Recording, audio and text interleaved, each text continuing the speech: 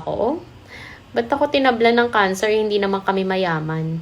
Sagutin natin to nag-comment. Paano mo po nasusurvive ang gastusin? Para sa ngayon pa lang ako napanood. Hi, I'm Fioni. I am a stage 3A breast cancer warrior. Tapos na ako sa treatments ko na 8 cycles of chemo, right mastectomy, 30 days radiation. Now on maintenance and monitoring na ako. So, alam naman natin mga sis na ang sakit ng cancer is magastos talaga. Actually, dati akala ko pang mayaman lang yung sakit na cancer eh. And then nagtaka nga ako, ba't ako tinablan ng cancer? Hindi naman kami mayaman. Pero kaya pala siya tinawag na sakit pang mayaman kasi continuous yung gastos, follow-up, check-up, ang mamahal ng mga gamot. Kaya siya tinawag na sakit pang mayaman.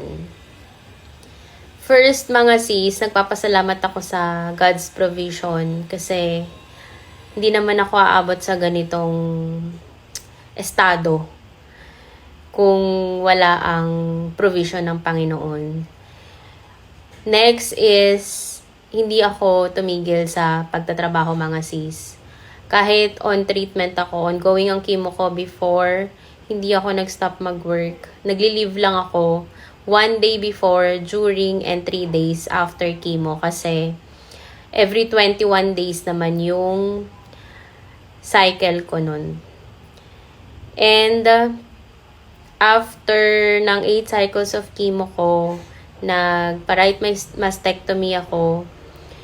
Nag-avail lang ako ng Magna Carta for women. Yun yung special leave for women na up to 2 months.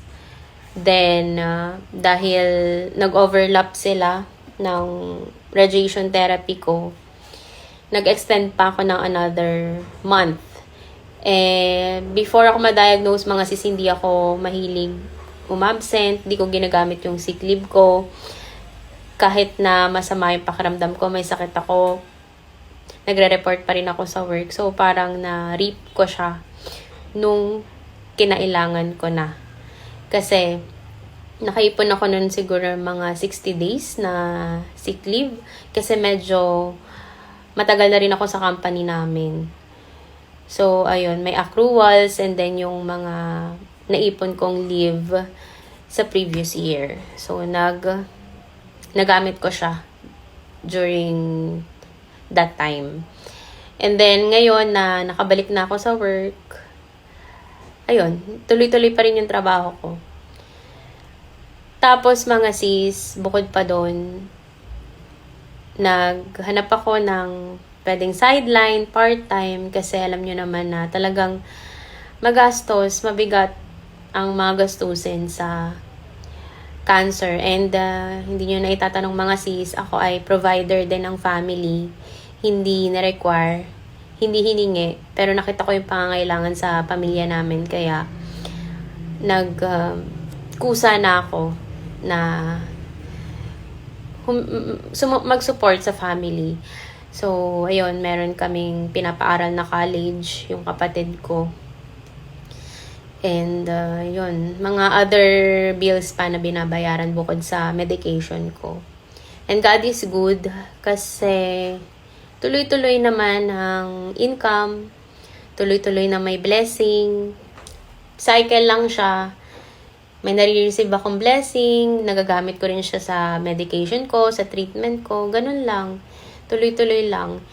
And then, bukod pa doon, yung doctor ko, yung onco ko, mga sis, blessing siya sa akin. Kasi talagang hands-on siya. And marami siyang kakilala, contact, medrep, na ibibigay niya sa'yo yung information, yung instructions.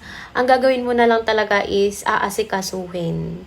So, hindi ako makapagbigay ng detailed instructions sa inyo kasi iba-iba kasi yun per doctor. So, kung taga Cavite kayo, pwede nyo siyang i-meet yung onco ko sa Divine Grace Hospital. So, ayun, naging Kumilos lang ako, mga sis. And I always pray, mga sis, for God's wisdom and guidance. I-lead niya ako sa tamang tao na makakatulong sa sitwasyon ko. So, I hope may natutunan kayo sa akin.